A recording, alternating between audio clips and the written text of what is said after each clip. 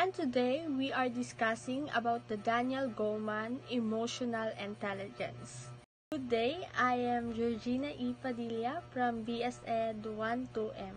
I'm Angeline Pisipeda from BSED 12M. So our learning objectives for today's discussion is to know who is Daniel Goleman, what is the emotional intelligence by Daniel Goleman, the case study of emotional intelligence, and to discuss about the emotional intelligence grid. So, who is Daniel Goleman? Daniel Goleman is an American psychologist, writer, and science journalist best known for popularizing the concept of emotional intelligence o EI. Ipinanganak siya noong March 7, 1946 and become widely recognized after publishing his best-selling book, The Emotional Intelligence, in 1995. Sa librong ito, ipinaliwanag niya na ang success ng isang tao ay hindi lang nakabase sa IQ o sa talino nito, but also on how people understand and manage their emotions. So, what is emotional intelligence by Daniel Goleman? It says here that emotional intelligence emphasizes the importance of emotional skill and personal and professional success. And Daniel Goleman's book, Emotional Intelligence, Why It Can Matter More Than IQ. So, dito, ini-introduce din yung concept to a broad audience and challenge the notion that IQ is the sole predictor of success. So, pag sinabi nating emotional intelligence, from the word emotional. So, emotion, yung nararamdaman natin or aware tayo sa mga sarili natin kung ano nga dapat yung mga damdamin or emosyon na pinapakita natin sa ibang tao. Pag sinabi nating emotional intelligence, hindi lang siya nakapokus sa ating mga pansarili. Pwede rin siyang maipakita natin or makita natin sa iba't ibang tao na nakakasalamuhan natin sa araw-araw. Bukod dito, tinutukoy rin itong kamalayan sa ating mga sarili at kumpiyansa sa ating sarili upang malaman natin yung mga damdamin or emosyon na pinapakita natin, lalo na sa iba't ibang tao na nakakasalamuhan natin. So, next is why emotional intelligence is important. Emotional intelligence is important because it's crucial for effective leadership, teamwork, and communication. Also, it helps individuals manage stress, resolve conflicts, and foster to a positive work environments.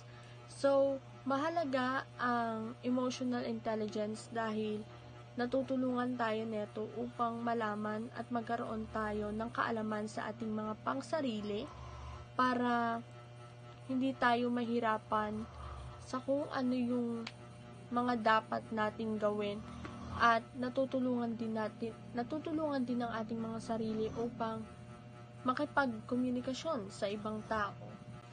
So, bukod dito, yung emotional intelligence din ay nakakatulong upang maging tagumpay ka sa mga pagsubok o problema na yung hinaharap sa araw-araw. So, next, dito naman merong 5 components ang emotional intelligence by Daniel Goleman. First is self-awareness. Second, self-regulation, motivation, empathy, and social skills. So, isa-isahin natin kung ano nga ba yung mga kahulugan nito pagdating sa emotional intelligence. So, una is self-awareness. So, what is self-awareness? Self-awareness, recognizing and understanding one's own emotions and their impact on others. So, pag sinabi nating self-awareness from the word self, you are, and awareness, you are aware or alam mo sa sarili mo kung anong emosyon or paano mo i-handle yung sarili mo pagdating sa mga nangyayari at pagdating sa mga problema na nararamdaman mo at nararanasan mo. So, dito, sa self-awareness ay meron kang kakayahan or alam mo kung paano i-handle yung sarili mo. You are aware, you know how to limit yourself by giving this type of emotion or sa pagpapakita ng emosyon pagdating sa mga nangyayari. So, ang pangalawa is self-regulation. It says here that self-regulation managing one's own emotion and impulses to achieve goals. So, pag sinabi nating self-regulation, ito naman yung pagkakaroon ng kalmado at pag-iisip ng tama. Dito naman, sa sitwasyon na to, kahit na marami kang problema or maraming pressure yung mga nakapaligid sa'yo, nananatili pa rin sa sarili mo na you are calm or you are in peace. Hindi mo hinahayaan na ma-pressure ka rin ng iba, lalo na sa mga taong nakapaligid sa'yo. Example here is sa work. Like, for example, nape-pressure na sila. Like, marami nang ginagawa, tambak na yung ginagawa. Siyempre, ikaw, bilang you are self-regulation, so dito, kahit na nape-pressure na yung iba mong mga kasama, nananatili ka pa rin kalmado at hindi ka nagpapadala sa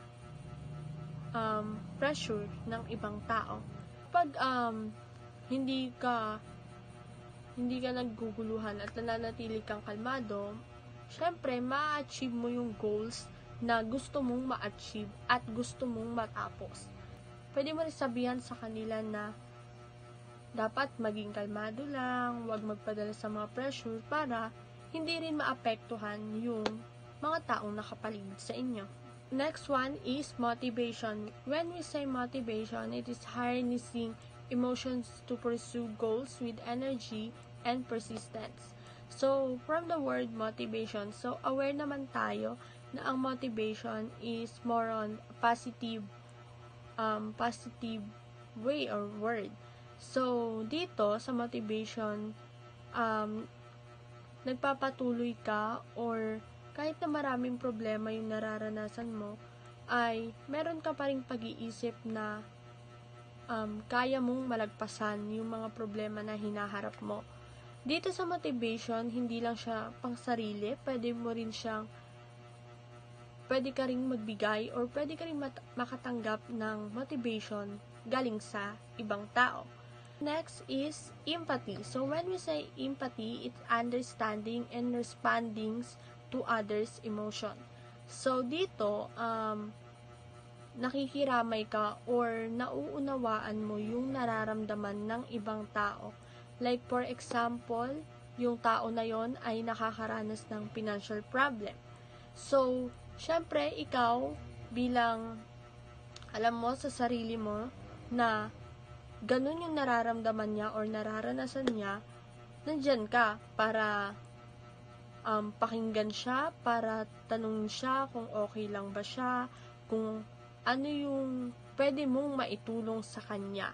Last one is social skills. So, when we say social skills, it effectively communicating and interact with others.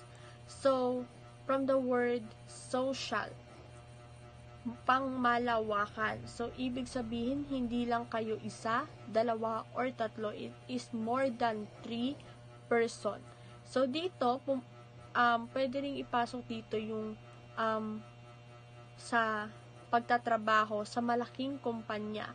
Dito ay natututunan mong makipagsalamuha o kung saan nakikipagsalamuha ka sa ibang tao, nakikipag-usap ka, nagkakaroon ka ng interaction between those people, nagkakaroon ka ng teamwork pagdating sa trabaho.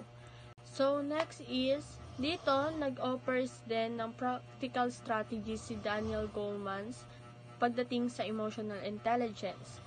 First is mindfulness practices. Second, cognitive reframing technique, goal setting exercise, and active listening. So, isa-isahin natin kung ano nga ba yung mga meaning ng mga ito. So, first is mindfulness practices. So, when we say mindfulness practices, it develop awareness, attention, and acceptance of their thoughts, emotion, and bodily sensation in the present time. So, parehas lang to sa self-awareness na kung saan aware ka at tinatanggap mo yung mga bagay or yung mga emosyon, damdamin na pinapakita mo sa yung sarili at pati na rin sa iba't ibang tao. Second is cognitive reframing technique. So when we say cognitive reframing technique, it is to use to change the way we think about the situation, event, or experience. Dito naman, tinutulungan tayo para mabago yung maging maayos yung pag-iisip natin at mabago yung mga pag-iisip natin patungkol sa mga yon doon sa ating mga nakasanayan. So next is goal setting exercise. So when we say goal setting exercise, it helps you to clarify and achieve your objectives. For example, for this one is SMART goal setting. So when we say SMART, let's identify. S is for SMART stand for S, specific, M, measurable. Ano ba yan pa? SMART stand for S, specific, M, measurable, A, achievable, R, relevant, and T, time-bound. So, when we say specific, it is clearly define your goal. Dito, nakapokus siya sa goal or sa kung anong gusto nating ma-achieve para sa ating mga sarili. Next is measurable. Quantity,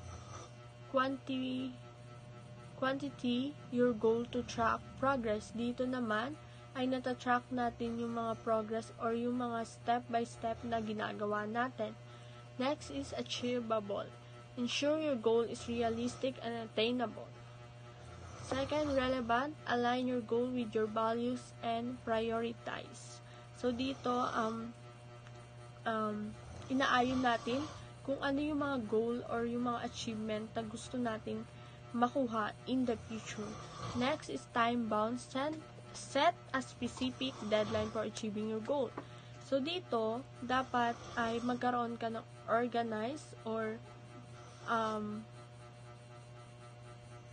specific deadline or like, isulat mo siya para hindi ka rin mahirapan na ma-achieve or hindi ka rin maguluhan sa kung ano-ano nga ba yung mga goal na hindi mo pa natatapos. Example ng goal dyan is physical fitness. Like for example, gusto mong maging healthy, gusto mong magkaroon ng healthy body. So, magkakaroon ka ng pag-iisip na you need to improve your physical health, physical, mental, and emotional. Goldman identified the four main domains of emotional intelligence: the self-awareness, self-management, social awareness, and relationship management. Dahil dito, malaki ang naging epekto ng kanyang idea sa education, business, and psychology around the world. It explained how people understand and manage emotion, both their own and others. And the first is self-awareness. Basically, ito yung know yourself. Know your emotions, strength, and also your weaknesses. And also on how they will affect your thoughts and behavior. For example, na-realize mo na stress ka for upcoming exam and aware ka na hindi ka makapag-focus sa mga dapat mong aralin. So, yun ang self-awareness. And the second is self-management. Basically, ito yung control yourself. This means controlling your emotions and impulse, staying positive, and adapting to changing situations. So, for example, instead of getting stressed dahil sa paligid or sa mga nangyayari, stay you need to stay calm and find a solution para mawala yung stress or humanap ka ng mga pwedeng bagay o lugar na pwedeng makakapagpakalma sa'yo para mawala at makafocus sa dapat mong aralin. And the third is social awareness or understand others. It's recognizing and understanding the other people's emotions, needs, and concern. And it's include the empathy. For example, you notice that hindi lang ikaw yung stress, pati yung mga classmate mo stress din sa upcoming exam. So, naisip mo na, what if mag-group study na lang? Kahit hindi naman nila sinasabi na stress sila, pero alam mong stress din sila sa upcoming exam. So, maghahanap ka ng solution para lahat kayo ay hindi na ma-stress at makapasa sa upcoming exam. And lastly is relationship management or connect with others. This is using your emotional understanding to build a healthy relationship, communicate clearly, and resolve conflict. For example, meron kayong group project or group work sa school nyo. So, para makabuo ka ng good relationship sa mga classmate mo, syempre, kailangan mo rin makinig sa opinion ng kagrupo mo. At para na rin makabuo kayo at makagawa kayo ng magandang project na maipapasa nyo sa professor nyo. At meron na rin kayong good relationship with each others. So, Daniel Goleman emphasizes that emotional intelligence is essential for first is personal and professional success, second, effective leadership, and the last one is better relationship. So, first is personal and professional success. It can improve the relationship, decision making, and overall well-being. Second, effective leadership can inspire and motivate others, manage conflicts, and create a positive work environment. And the last one is better relationship. It helps individuals understand and respond to others' emotion, leading to a stronger and more meaningful relationship. I am Georgina E. Padilla Angeline Bisipeda from BSED 12M.